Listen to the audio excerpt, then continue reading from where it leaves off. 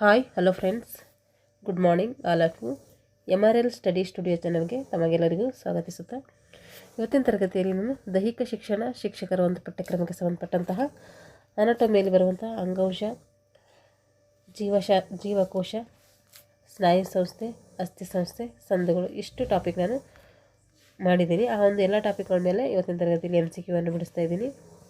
ಯಾರೆಲ್ಲ ಆ ತರಗತಿಗಳನ್ನು ನೋಡಿಕೊಂಡ್ರು ಆ ತರಗತಿಗಳನ್ನು ನೋಡ್ಕೊಳ್ಳಿ, ಯಾಕೆಂದರೆ ಅಲ್ಲಿ ಥಿಯರಿ ಕಾನ್ಸೆಪ್ಟ್ ಇದ್ದಾವೆ. ಆ ತರಗತಿ ನೋಡಿಕೊಂಡು ಈ MCQ ಕ್ಲಾಸಿಗೆ ಅಟೆಂಡ್ ಆಗಿದ್ರೆ ನಿಮಗೆ ಟಾಪಿಕ್ ಈಸಿ ಆಗುತ್ತೆ ಅಂತ ಹೇಳ್ತಾ ಇವತ್ತಿನ ತರಗತಿಯನ್ನು ಪ್ರಾರಂಭಿಸ್ತಾ ಇದ್ದೀನಿ. ಮೊದಲನೇ ಪ್ರಶ್ನೆ ಬಂದುಬಿಟ್ಟು, ಸ್ನಾಯುಗಳ ಬಗ್ಗೆ ಅಧ್ಯಯನ ಮಾಡೋದಕ್ಕೆ ಏನಂತೀವಿ ನಾವು ಅಂದರೆ ಮಯಾಲಜಿ ಅಂತೇಳಿ ಕರಿತೀವಿ. ಸ್ನಾಯುಗಳ ಕುರಿತು ಅಧ್ಯಯನ ಮಾಡೋದಕ್ಕೆ ಮಯಾಲಜಿ, ಅಸ್ಥಿಗಳನ್ನು ಕುರಿತು ಅಧ್ಯಯನ ಮಾಡೋದಕ್ಕೆ ಆಸ್ಟಿಯಾಲಜಿ. ಈ ರೀತಿ ಬೇರೆ ಬೇರೆ ಅಧ್ಯಯನಗಳಿಗೆ ಸಂಬಂಧಪಟ್ಟಂತಹ ಒಂದು ಅಧ್ಯಯನಕ್ಕೆ ಸಂಬಂಧಪಟ್ಟ ಶಾಖೆಗಳು ಅಂತ ಬರ್ತೈತಿ, ಅಲ್ಲಿ ನೋಡೋಣ. ಈಗ ನಡವಳಿಕೆಯ ಕುರಿತು ಅಧ್ಯಯನ ಮಾಡೋದಕ್ಕೆ ಅಂತೇಳಿ ಎಕ್ಸಾಲಜಿ ಅಂತೇಳಿ ಕರಿತೀವಿ. ಕೋಶ ಕೇಂದ್ರದ ಒಳಗಡೆ ಇರುವಂತಹ ತಂತುರೂಪಿ ವಸ್ತು ಯಾವುದಂದರೆ ಕ್ರೋಮ್ಯಾಟಿನ್. ಪ್ರೋಟೀನ್ ಸಂಯೋಜನೆಗೆ ಇದು ಸಹಕಾರಿಯಾಗಿದೆ. ಯಾವ ಸಹಕಾರಿಯಾಗಿದೆ ಅಂದರೆ ಪ್ರೋಟೀನ್ ಸಂಯೋಜನೆ ಆಗಲು RNA ಸಹಕಾರಿಯಾಗಿದೆ. ಇದರ ಲಾಂಗ್ ಕೂಡ ಕೇಳ್ಬೋದು, ರೈಬೋಸ್ ನ್ಯೂಕ್ಲಿಕ್ ಆ್ಯಸಿಡ್. ಹಾಗೆ DNA ಅಂತ ಬರ್ತೈತೆ, ಡಿಆಕ್ಸಿ ರೈಬೋನ್ಯೂಕ್ಲಿಕ್ ಅಂತೇಳಿ ನಾವು ಕರಿತೀವಿ. ಇದೇನು ಪ್ರೋಟೀನ್ ಸಂಯೋಜನೆಗೆ ಸಹಾಯವಾಗುವಂಥ ಒಂದು ಅಂಶ ಆಗಿರ್ತೈತೆ. ಮೈಟ್ರೋಕಾಂಡ್ರಿಯಾಗಳಲ್ಲಿ ಉಸಿರಾಟ ನಡೆದಾಗ ಬಿಡುಗಡೆಯಾಗುವಂಥ ಶಕ್ತಿ ಈ ರೂಪದಲ್ಲಿ ಇರ್ತೈತೆ. ಯಾವ ರೂಪದಲ್ಲಿ ಇರ್ತೈತೆ ಅಂದರೆ ಅದು ATP, ಅಡಿನೋಸಿನ್ ಟ್ರೈಫಾಸ್ಫೇಟ್ ಅಂತೇಳಿ ಕರಿತೀವಿ. ಮೆಡಿಸಿನ್ ಶಾಸ್ತ್ರದ ಪಿತಾಮಹ ಯಾರಂದರೆ ಹಿಪ್ಪೋಕ್ರಟಿಸ್. ಇದು ನಮಗೆ ಮುಖ್ಯವಾಗಿ ಎಲ್ಲರಿಗೂ ಗೊತ್ತು. ರೆಸಿಪ್ರೋಕಲ್ ಇನ್ನರ್ವೇಷನ್ ಎಂಬುದು ಸಾಮಾನ್ಯವಾಗಿ ಸಂಬಂಧಪಟ್ಟದ್ದು ಅದಕ್ಕೆ ಅಂದರೆ ಅದು ಸ್ನಾಯುಗಳಿಗೆ ಸಂಬಂಧಪಟ್ಟಿದೆ. ಹಿಂಜ್ ಸಂಧಿಗೆ ಉದಾಹರಣೆ ಯಾವುದಂದರೆ ಅದು ಮಂಡಿ ಸಂದು. ಸ್ನಾಯುಗಳ ಅಂಕುಚನ ಅಂದರೆ ಸಂಕುಚಿತಗೊಳ್ಳುವಿಕೆಗೆ ಕಾರಣವಾದಂತಹ ಸ್ನಾಯುಗಳ ಘಟಕ ಯಾವುದಂದರೆ ಆ್ಯಕ್ಟಿನ್ ಮತ್ತು ಮಯೋಸಿನ್. ಒಪೆಯು ಇದರಿಂದ ಮಾಡಲ್ಪಟ್ಟಿದೆ ಅಂದರೆ ನಯವಾದ ಸ್ನಾಯುಗಳಿಂದ ಮಾಡಲ್ಪಟ್ಟಿದೆ. ಮಾನವನ ಸಂತತಿಗಳ ಆನುವಂಶಿಕ ಗುಣಗಳನ್ನು ಉತ್ತಮ ಮಾಡಿಸುವ ವಿಜ್ಞಾನವನ್ನು ಈ ರೀತಿ ನಾವು ಕರಿತೀವಿ. ಏನಂತ ಕರಿತೀವಿ ಅಂದರೆ ಯೂಜೆನಿಕ್ ಅಂತೇಳಿ ಕರಿತೀವಿ. ಬಿಳಿ ಸ್ನಾಯು ಎಳೆಗಳು ವೇಗದ ಸಾಮರ್ಥ್ಯವನ್ನು ಹೊಂದಿದರೆ ಕೆಂಪು ಸ್ನಾಯು ಎಳೆಗಳು ಏನನ್ನು ಹೊಂದಿದ್ದಾವೆ ಅಂದರೆ ಕಷ್ಟ ಸಹಿಷ್ಣುತೆಯನ್ನು ಹೊಂದಿದ್ದಾವೆ. ಜೀವಕೋಶದಲ್ಲಿರುವ ಲೈಸೋಸೋಮ್ಗಳನ್ನು ಹೀಗೆಂದು ಕರೀತಾರೆ. ಏನಂತ ಕರೀತಾರೆ ಅವಕ್ಕೆ ಅಂದರೆ ಆತ್ಮಹತ್ಯೆ ಚೀಲ ಅಂತ ಕೂಡ ಕರೀತಾರೆ. ಮಾನವನ ದೇಹದಲ್ಲಿರುವ ಒಟ್ಟು ಮೂಳೆಗಳು ಎಷ್ಟು ಅಂದರೆ ಅದು 206. ಮಾನವನಲ್ಲಿರುವಂತಹ XY ವರ್ಣತಂತುಗಳನ್ನು ಏನಂತ ಕರಿತೀವಿ ಅಂದರೆ ಲಿಂಗ ವರ್ಣತಂತುಗಳು ಅಂತೇಳಿ ನಾವು ಕರಿತೀವಿ. ಲಿಂಗ ವರ್ಣತಂತು. ನರಜೀವ ಕಣದಲ್ಲಿ ಉಬ್ಬಿರುವಂಥ ಪ್ರದೇಶಕ್ಕೆ ಏನಂತ ಕರಿತೀವಿ ಅಂದರೆ ಅದು ಜೀವಕೋಶ. ದೇಹದ ಹೊಲಿಗೆಗಳು ಇರುವಂತಹ ಭಾಗ ಯಾವುದು ಅಂದರೆ ಅದು ತಲೆಬುರುಡೆ. ನಿಲುವನ್ನು ಖಚಿತಪಡಿಸುವಂತಹ ಅಳತೆಯ ಮಟ್ಟ ಯಾವುದಂದರೆ ಅದು ಮಸಲ್ ಟೋನ್. ದೇಹದ ಕೆಳ ಅಂಗಾಂಗಗಳು ಹೊಂದಿರುವಂತಹ ಮೂಳೆಗಳ ಸಂಖ್ಯೆ ಎಷ್ಟು ಅಂದರೆ ಅದು 33. ಎಲುಬು ಶಾಸ್ತ್ರ ಇದರ ಒಂದು ಅಧ್ಯಯನ ಅಂದರೆ ಮೂಳೆಗಳ ಅಧ್ಯಯನ. ದೇಹದಲ್ಲಿರುವ ಪ್ರಾಥಮಿಕ ಊತಕಗಳ ಗುಂಪು ಎಷ್ಟಂದರೆ 4 ಗುಂಪು. ಜೀವಕೋಶದಲ್ಲಿರುವ ಪ್ರೋಟೋಪ್ಲಾಸಮನ್ನು ನಿಯಂತ್ರಿಸುವುದು ಏನು ಅಂದರೆ ನ್ಯೂಕ್ಲಿಯಸ್. ಮನುಷ್ಯನ ದೇಹದಲ್ಲಿರುವಂತಹ ಒಟ್ಟು ಅಸ್ಥಿಪಂಜರ ಮಾಂಸಖಂಡಗಳ ಸಂಖ್ಯೆ ಎಷ್ಟು ಅಂದರೆ 400. ಮಾನವನ ದೇಹದಲ್ಲಿರುವ ಒಟ್ಟು ಅಸ್ಥಿಪಂಜರದಲ್ಲಿರುವಂಥ ಮಾಂಸಖಂಡಗಳ ಸಂಖ್ಯೆ 400. ಬೋನ್ಸ್ ಕೇಳಿದ್ರೆ 206. ಅಸ್ಥಿ ಸ್ನಾಯುಗಳ ಮೇಲೆ ವ್ಯಾಯಾಮದ ಪರಿಣಾಮ ಏನು ಅಂತಂದರೆ ಅದು ಮಾಂಸಖಂಡಗಳ ಗಟ್ಟಿತನ ಆಗ್ತದೆ. ATP ಶೇಖರಣೆಯ ಉತ್ತಮವಾದಂಥ ವ್ಯಾಯಾಮ ಯಾವುದು ಅಂದರೆ ಅದು ಏರೋಬಿಕ್ಸ್. ಜೀವಕೋಶದ ಶಕ್ತಿ ಮನೆ ಯಾವುದು ಅಂದರೆ ಅದು ಮೈಟೋಕಾಂಡ್ರಿಯಾ. ಆನುವಂಶೀಯತೆಯ ಲಕ್ಷಣಗಳನ್ನು ವರ್ಗಾವಣೆ ಮಾಡಲು ಕ್ರೋಮೋಸೋಮ್ನಲ್ಲಿ ಕಾರಣವಾಗುವಂಥ ಸೂಕ್ಷ್ಮಣು ಯಾವುದಂದರೆ ಜೀನ್ಸ್ ಅಥವಾ ಗುಣಾಣು. ದೇಹಕ್ಕೆ ನಿರ್ದಿಷ್ಟ ಆಕಾರವನ್ನು ರೂಪಿಸುವುದು ಇದರಿಂದ ಅಂದರೆ ಅಸ್ಥಿಪಂಜರದಿಂದ. ಸ್ನಾಯು ಮತ್ತು ಅಸ್ಥಿಗಳ ನಡುವೆ ಅಥವಾ ಸಂಪರ್ಕ ಉಂಟು ಮಾಡಲು ಸಹಾಯ ಮಾಡುವುದು ಯಾವುದು ಅಂದರೆ ಅದು ಟೆಂಡಾನ್. ಅಸ್ಥಿಗಳ ಬಗ್ಗೆ ಅಧ್ಯಯನ ಮಾಡುವುದಕ್ಕೆ ಏನಂತೀವಿ ನಾವು ಆಸ್ಟಿಯಾಲಜಿ ಅಂತೇಳಿ ಕರಿತೀವಿ. ಮಾನವನ ದೇಹದಲ್ಲಿರುವಂತಹ ಕ್ರೋಮೋಸೋಮ್ಗಳ ಸಂಖ್ಯೆ ಎಷ್ಟಂದರೆ 23 ಜೊತೆ ಒಟ್ಟು 46 ಇರ್ತವೆ. ಮೂಳೆ ಮತ್ತು ಹಲ್ಲುಗಳಲ್ಲಿರುವಂಥ ಅತಿ ಮುಖ್ಯವಾದ ರಾಸಾಯನಿಕ ಯಾವುದಂದರೆ ಅದು ಕ್ಯಾಲ್ಸಿಯಂ. ಕೀಲುಗಳ ಅಧ್ಯಯನ ಮಾಡುವ ಶರೀರಶಾಸ್ತ್ರದ ವಿಭಾಗಕ್ಕೆ ಏನಂತ ಕರಿತೀವಿ ಆರ್ಥ್ರಾಲಜಿ ಅಂತ ಕರಿತೀವಿ. ಸ್ನಾಯು ಶಾಸ್ತ್ರವು ಇದರ ಅಧ್ಯಯನವಾಗಿದೆ ಅಂದರೆ ಮಾಂಸಖಂಡಗಳ ಅಧ್ಯಯನ. ಅಸ್ಥಿಪಂಜರವು ನಮ್ಮ ದೇಹದ ಎಲುಬಿನ ಏನು ಒದಗಿಸ್ತೈತೆ ಅಂದರೆ ಇದು ಆಧಾರ ಮತ್ತು ರಕ್ಷಣೆ ಒದಗಿಸ್ತದೆ.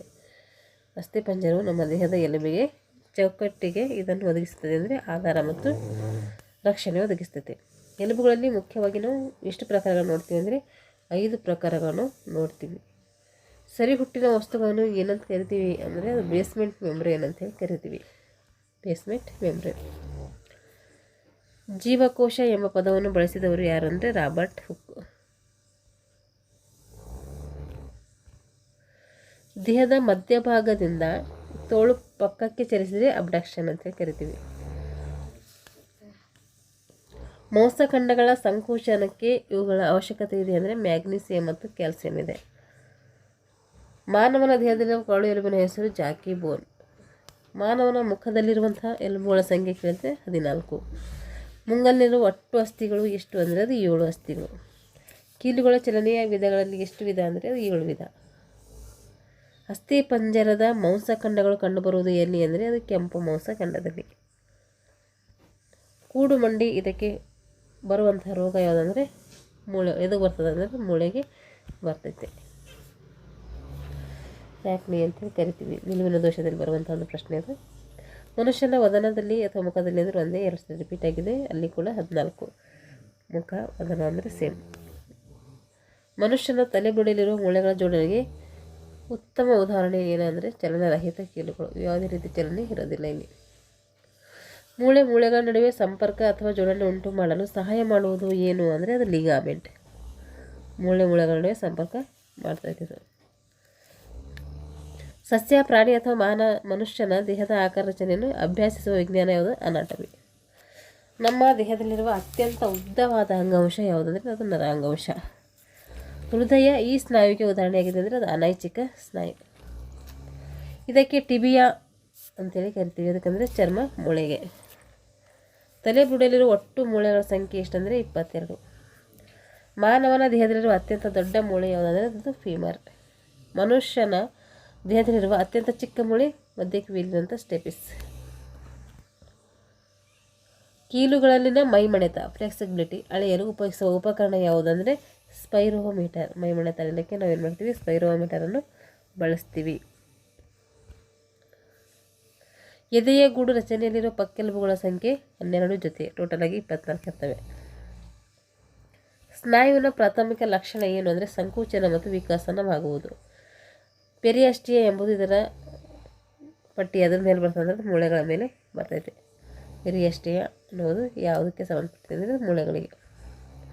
ಭುಜದ ಸಂದುವಿಗೆ ಇದು ಸೂಕ್ತವಾದಂತಹ ಉದಾಹರಣೆ. ಯಾವುದು? ಒರಳು ಸಂದು. ದೇಹದ ಮೆದುವಾದ ಅಂಗಕಟ್ಟಿನ ನಿರ್ವಹಣೆಯನ್ನು ಹೀಗೆಂತೀವಿ ಅಂದರೆ ಅಂಗವರ್ಧನ ಅಂತ ಕರಿತೀವಿ. ಪ್ರಾಣಿ ಜೀವಕೋಶವಿರುವ ಆಕಾರ ಗೋಳಾಕಾರ.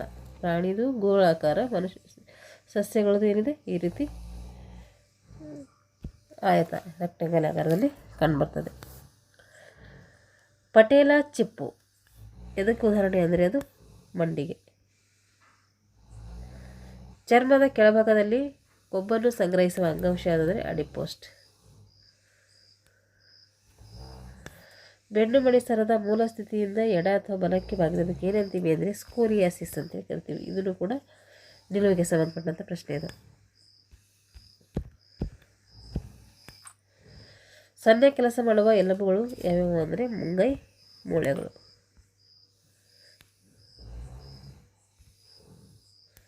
ಹೊಟ್ಟೆಯ ಭಾಗಕ್ಕೂ ಎದೆಯ ಭಾಗಕ್ಕೂ ಮಧ್ಯೆ ಇರುವಂತಹ ಪೊರೆ ಯಾವುದಂದರೆ ಅದು ಒಪೆ. ಮನುಷ್ಯನ ದೇಹದಲ್ಲಿರುವ ಅನುಪಯುಕ್ತ ಅಂಗ ಯಾವುದಂದರೆ ಅದು ಅಪೆಂಡಿಕ್ಸ್. ಈ ಪದ್ಧತಿಯು ಸ್ನಾಯು ಶಕ್ತಿಯನ್ನು ಹೆಚ್ಚಿಸಲು ಉತ್ತಮ ಪದ್ಧತಿಯಾಗಿದೆ ಅಂದರೆ ವೇಟ್ ಟ್ರೈನಿಂಗ್. ಮನುಷ್ಯನ ದೇಹದಲ್ಲಿರುವ ಬಾಲ್ ಮತ್ತು ಸಾಕೆಟ್ ಸಂದು ಈ ಭಾಗದಲ್ಲಿ ನಾವು ಕಾಣ್ತೀವಿ ಅಂದರೆ ಸೊಂಟ ಮತ್ತು ಭುಜ. DNA ವಿಸ್ತೃತ ರೂಪ ಡಿಆಕ್ಸಿ ನ್ಯೂಕ್ಲಿಕ್ ಆ್ಯಸಿಡ್. ಸ್ನಾಯು ಸಂಕೋಚನಕ್ಕೆ ಶರೀರದಲ್ಲಿ ಸಿದ್ಧವಿರುವ ಶಕ್ತಿಯ ಮೂಲ ಯಾವುದಾದರೆ ATP. ಸ್ನಾಯು ಸಂಕೋಚನಕ್ಕೆ ಶರೀರದಲ್ಲಿ ಸಿದ್ಧವಿರುವ ಶಕ್ತಿಯ ಮೂಲ ATP. ಸ್ನಾಯು ಸೆಳೆತ ಹೋಗಲಾಡಿಸಲು ಇದರ ಅವಶ್ಯಕತೆ ಹೆಚ್ಚು. ಆಮ್ಲಜನಕ. ಶಾರೀರಿಕ ಚಟುವಟಿಕೆ ಹೆಚ್ಚಾಗಿ ಆಮ್ಲಜನಕದ ಕೊರತೆ ಉಂಟಾದರೆ ಪೈರುವಿಕ್ ಆಮ್ಲವು ಮತ್ತು ಆಮ್ಲವಾಗಿ ಪರಿವರ್ತನೆಗೊಂಡು ಸ್ನಾಯುವಿನಿಂದ ಸಂಗ್ರಹವಾಗುತ್ತದೆ. ಯಾವುದು ಅಂದರೆ ಅದು ಲ್ಯಾಕ್ಟಿಕ್ ಆಮ್ಲ. ಮೂಳೆ ಮುರಿತದ ಪ್ರಕಾರಗಳ ಸಂಖ್ಯೆ ಎಷ್ಟು ಅಂದರೆ ಅದು 5.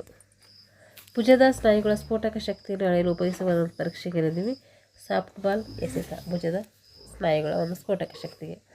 ಮನುಷ್ಯನ ಶರೀರದಲ್ಲಿನ ಅತಿ ಉದ್ದನೆಯ ಐಚ್ಛಿಕ ಸ್ನಾಯು ಅಂದರೆ ಸಾರ್ಟೋರಿಯಮ್ಸ್. ಯಾವ ಆಮ್ಲದ ಸೇಕರಣೆ ಆಯಾಸಕ್ಕೆ ಕಾರಣವಾಗಿದೆ ಅಂದರೆ ಅದು ಲ್ಯಾಕ್ಟಿಕ್ ಆಮ್ಲ. ಇವು ಗಿಡ್ಡನೆಯ ಮೂಳೆಗಳಾಗಿವೆ ಅಂದರೆ ಟಾರ್ಸಲ್ಸ್ ಮೂಳೆಗಳು.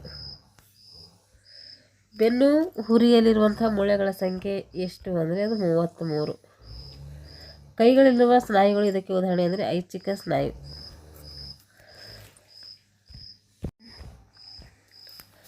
ಬೆನ್ನುಮಣಿ ಸಂದಲ್ಲಿಯ ಭಾಗದ ಒಟ್ಟು ಮೂಳೆಗಳ ಸಂಖ್ಯೆ 7 ಇದ್ದರೆ 7 ಇದ್ದರೆ ಥೊರಾಸಿಕ್ ಭಾಗದಲ್ಲಿರುವಂತಹ ಮೂಳೆಗಳ ಸಂಖ್ಯೆ ಎಷ್ಟು? ಬೆನ್ನುಮಣಿ ಸಂದಿನಲ್ಲಿರುವಂಥ ಭಾಗದ ಒಟ್ಟು ಮೂಳೆಗಳ ಸಂಖ್ಯೆ ಎಷ್ಟು? ಕ್ಲಾವಿಕಲ್ ಮೂಳೆಗಳಂತ ಕರಿತೀವಿ. ಅವು 7 ಇದ್ದರೆ ಥೊರಾಸಿಕ್ನಲ್ಲಿ ಎಷ್ಟಿರ್ತವೆ ಅಂತ ಕೇಳಿದ್ರೆ ಅದು 12. ಇವು ನೆನ್ಬಿಟ್ಕೋಬೇಕು ನೋಡ್ರಿ, ಇಂಪಾರ್ಟೆಂಟು. ಮಾನವನ ದೇಹದಲ್ಲಿ ಅತ್ಯಂತ ಉದ್ದವಾದ ಮೂಳೆ ಫೀಮರ್ ಮೂಳೆ.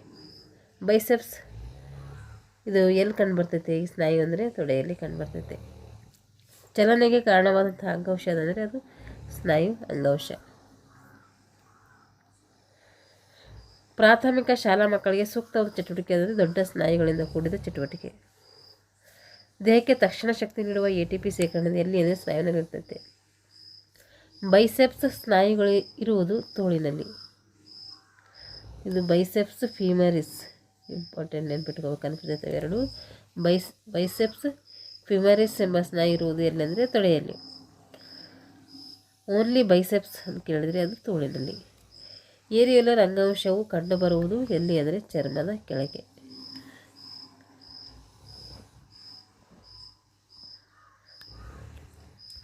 ಸ್ನಾಯುಗಳ ರಾಸಾಯನಿಕ ಕ್ರಿಯೆ ಸಂದರ್ಭದಲ್ಲಿ ಕ್ರಿಯೆಯಾದ ಜ್ಞಾನತಂತುವಿನಿಂದ ಪ್ರೇರಣೆ ಬಂದಾಗ ಸ್ನಾಯುತಂತುಗಳ ಸಂಧಿತ ಎಲ್ಲಿ ಉತ್ಪತ್ತಿಯಾಗುವಂಥ ರಾಸಾಯನಿಕ ಯಾವುದಂದರೆ ಅಸಿಟೆಲೋಲಿನ್. ATPಯಿಂದ ಬಿಡುಗಡೆಯಾದ ಫಾಸ್ಫೇಟ್ ಅಣುವು ರಕ್ತದಲ್ಲಿನ ಗ್ಲೂಕೋಜಿನ್ನೊಡನೆ ಸಂಯೋಗ ಹೊಂದಿ ಆಗುವಂಥ ಫಾಸ್ಫೇಟ್ ಐಕೋಸ್ ಡೈ. ಸ್ನಾಯುತಂತುಗಳು ಸಂಕೋಚನ ನಡೆಯುತ್ತಿರುವಂತೆ ATP ಏನಾಗ್ತೈತೆ ಅಂದರೆ ಸ್ನಾಯುತಂತುಗಳ ಸಂಕೋಚನ ನಡೆಯುತ್ತಿರುವಂತೆ ATP ಅಂದರೆ ಅಡೆನೋಸಿನ್ ಟ್ರೈ ಫಾಸ್ಫೇಟ್ ವಿಭಜನೆ ಹೊಂದಿ ಆಗುವಂತಹ ಅಣು ಯಾವುದು ಅಂದರೆ ಅದು ADP ಮತ್ತು ಒಂದು ಫಾಸ್ಫೇಟ್. ಸ್ನಾಯುತಂತುಗಳ ಸಂಕೋಚನ ನಡೆಯುತ್ತಿರುವಾಗ ATP ಏನಾಗ್ತೈತೆ ಅಂತಂದರೆ ಒಂದು ADP ಮತ್ತು ಒಂದು ಫಾಸ್ಫೇಟ್ ಆಗ್ತೈತೆ. ADP ಅಂದರೆ ಅಡಿನೋಸಿನ್ ಬೈ ಫಾಸ್ಫೇಟ್ ಅಂತ ಅರ್ಥ. ಸ್ನಾಯುಗಳು ಕೂಡುವಂಥ ಸ್ಥಳಗಳಿಗೆ ಹೇಗೆ ಅಂತೀವಿ ಅಂದರೆ ಸ್ನಾಯುತಂತುಗಳ ಸಂಧಿ ಅಂತೇಳಿ ಕರಿತೀವಿ. ಸ್ನಾಯುತಂತುಗಳ ಸಂಧಿ. ಸಾಮಾನ್ಯವಾಗಿ ಇವುಗಳಲ್ಲಿ ರಸದಾನಿಗಳಿರೋದಿಲ್ಲ. ಎಲ್ಲಿರೋದಿಲ್ಲ? ಪ್ರಾಣಿ ಕೋಶಗಳಲ್ಲಿ ರಸದಾನಿಗಳು ಇರುವುದಿಲ್ಲ. ಸಸ್ಯಕೋಶದಲ್ಲಿ ಕಂಡುಬರ್ತೈತೆ. ಲೈಂಗಿಕ ವಂಶಾಭಿವೃದ್ಧಿಯ ಒಂದು ಸಮಯದಲ್ಲಿ ಉತ್ಪತ್ತಿಯಾಗುವಂಥ ಹೊಸ ಜೀವಿ ಯಾವುದಂದರೆ ಅದು ಯುಗ್ಮ.